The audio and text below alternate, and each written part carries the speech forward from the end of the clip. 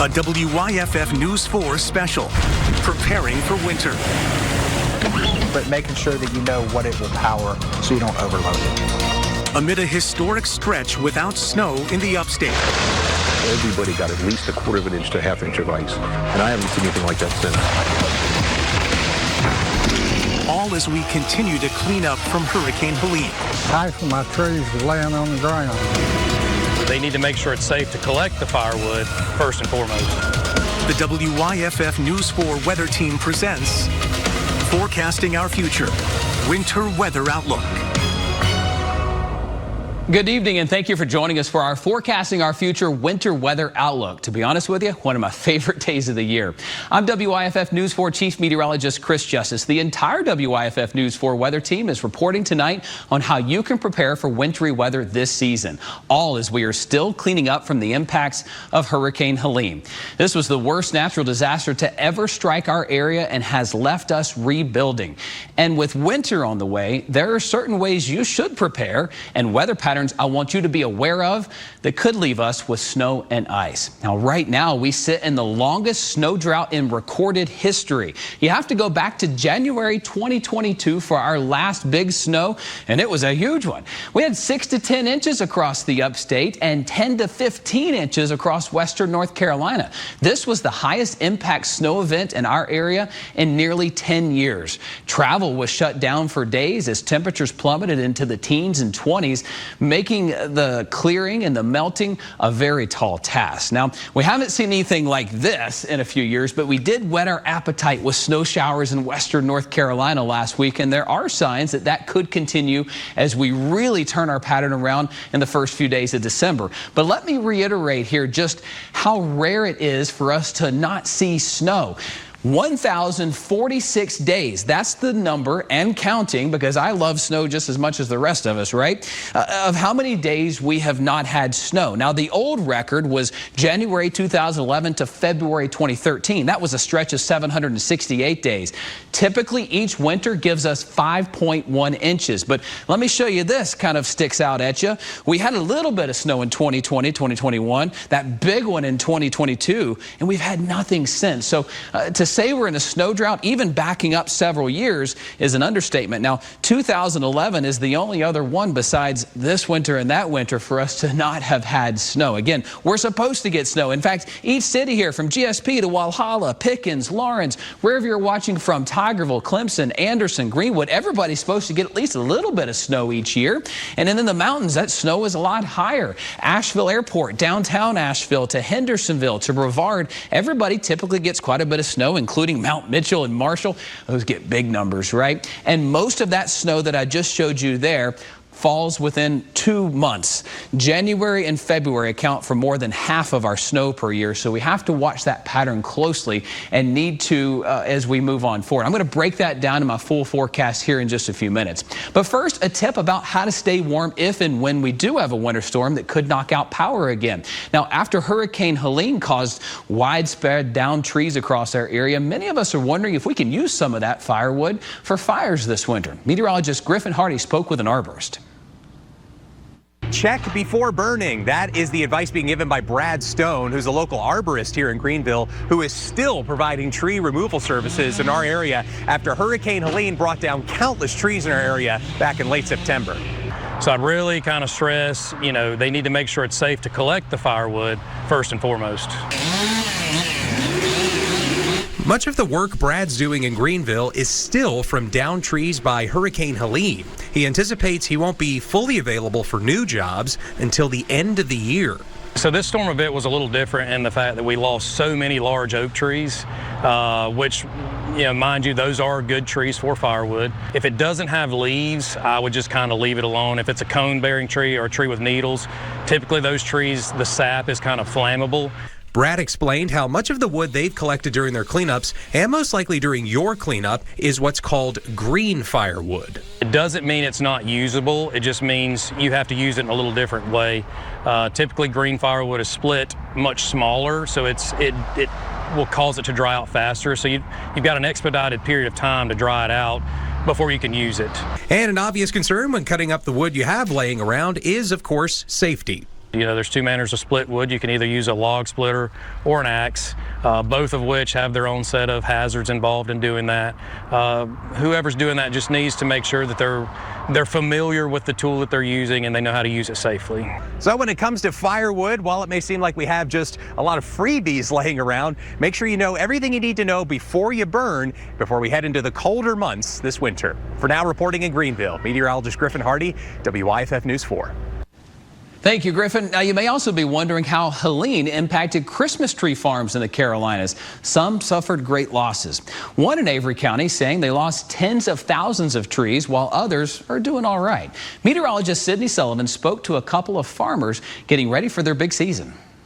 As we enter the holiday season, not only have these communities proven to be resilient, but so have the Christmas trees.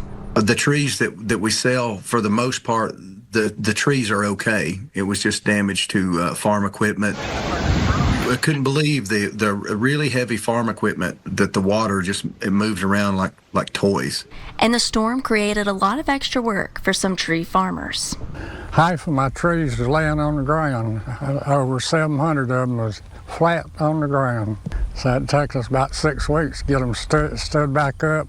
And it was crucial to get the roads and equipment functional again. We need the Christmas spirit and we need the family time. And so it's not just getting a Christmas tree, it is creating that perfect memory day. They say it's years in the making to get the perfect Christmas tree. And they just grow and grow and grow. Oh, they can grow 40 feet. And because of our terrain, Christmas trees can truly thrive. The trees like a lot of runoff. If they sit somewhere that's flat, they get root rot, and they don't like a lot of standing water. The steeper the slopes, the better. And as long as there's no prolonged weather extremes, the needles on the trees can fill the air with the Christmas spirit. The freeze won't hurt it either. Farmers tell us a little snow is always helpful too. If we have any snow, that's when everybody wants to come out and get a Christmas tree, is when there's the snow's on the ground or snow's blowing. And this season looks bright.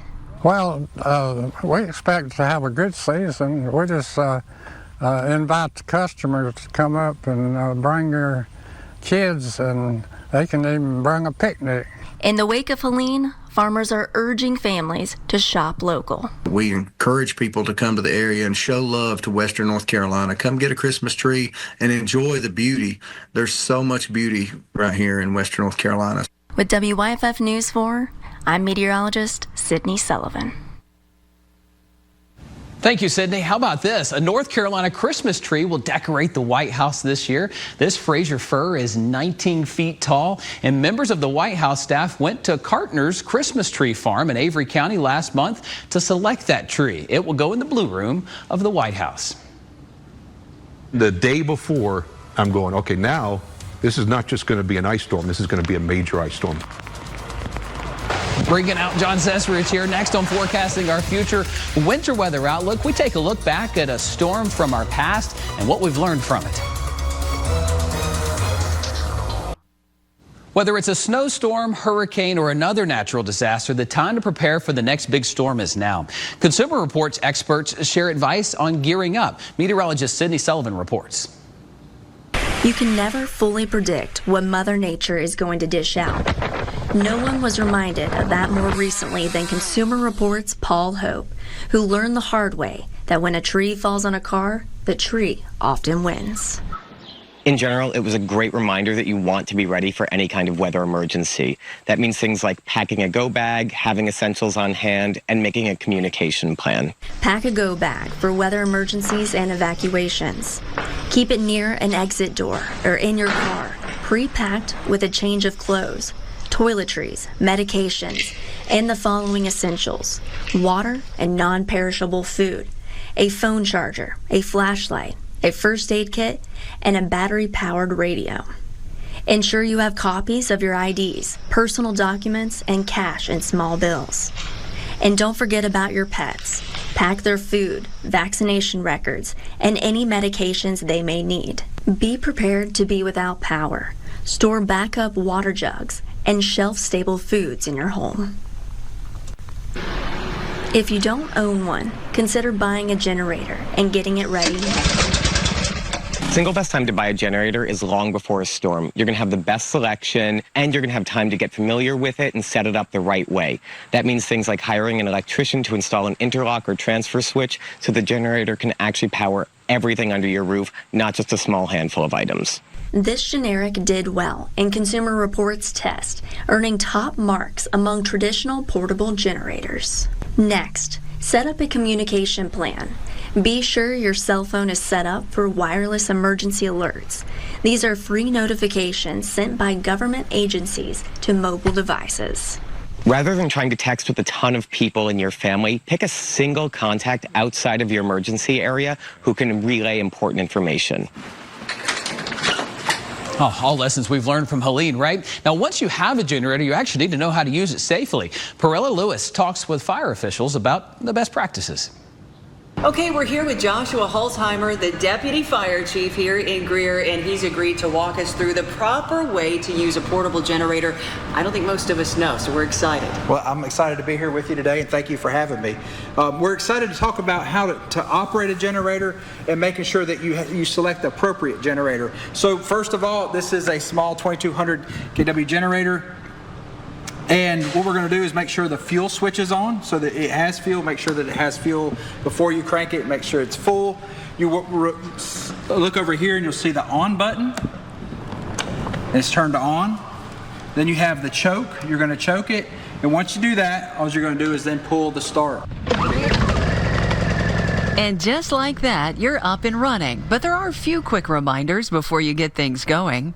First, make sure the generator is at least 15 to 20 feet away from your home. Do not place the generator on a wet surface of any kind. Use a heavy-duty extension cord. And finally, some generators come with a breaker switch. And if that's the case, most generators will have a breaker that you're going to make sure is off. When you plug this in, you're going to plug it into the generator. And then once you do that, you're going to plug in the appliance or what you're operating. And then you'll come back and turn that breaker on.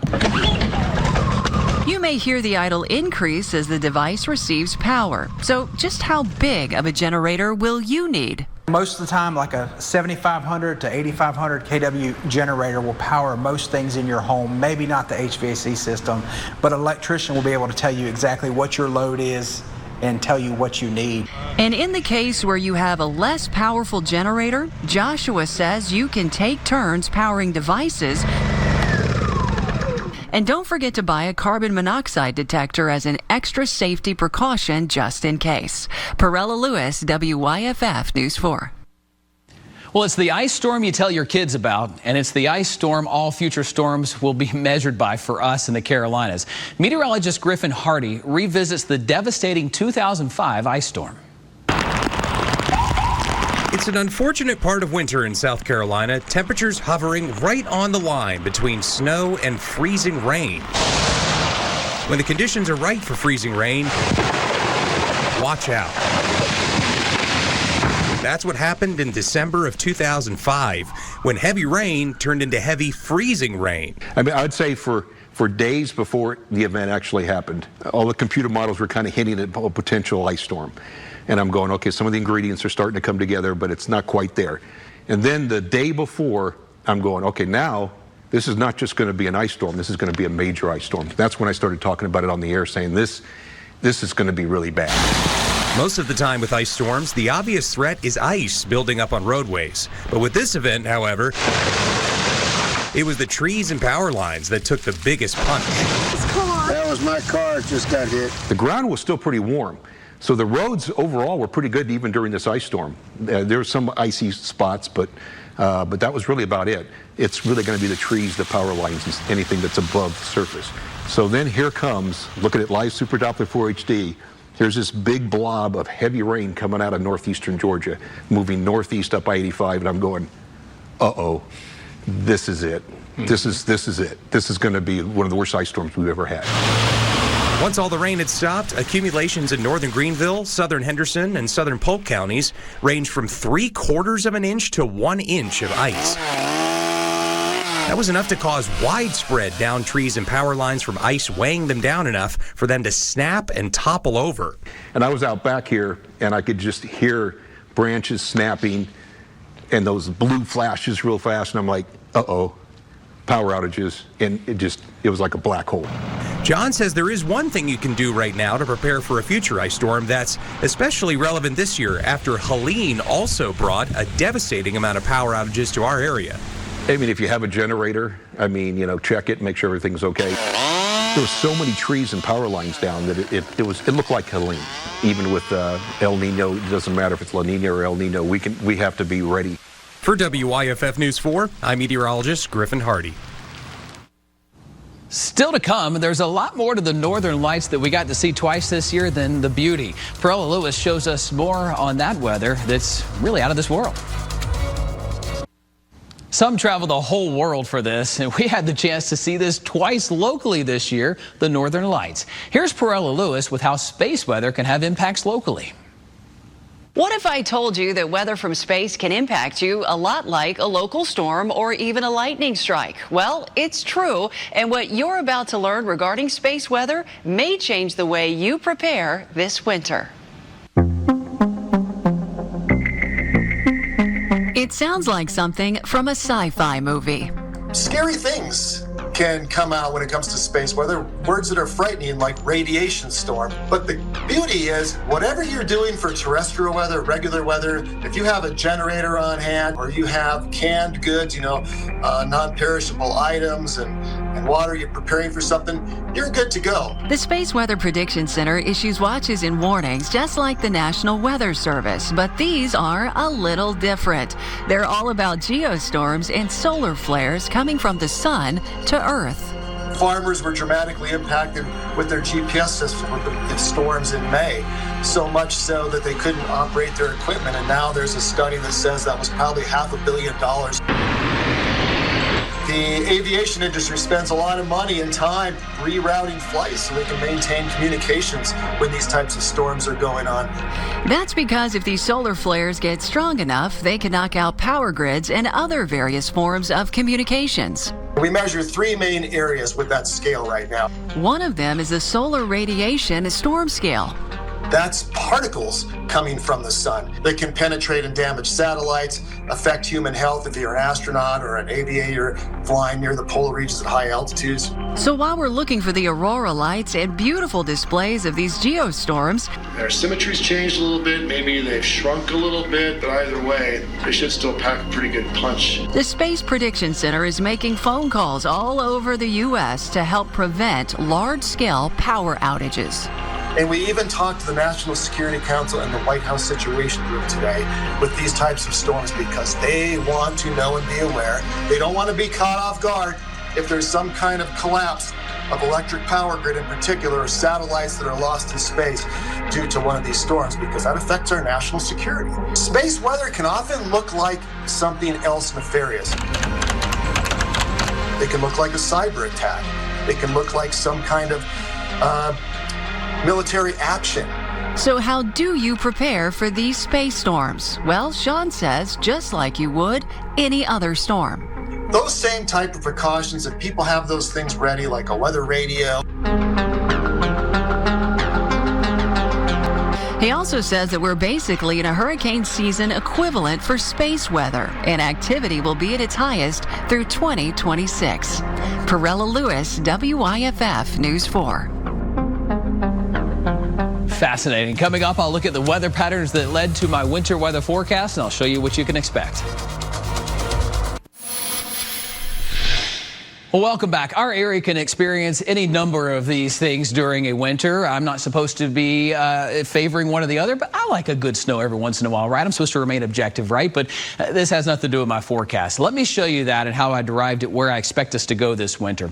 An El Nino pattern and a La Nina pattern usually direct a large part of what you can expect for a winter for us. But a neutral season usually ends up with the most snow for us.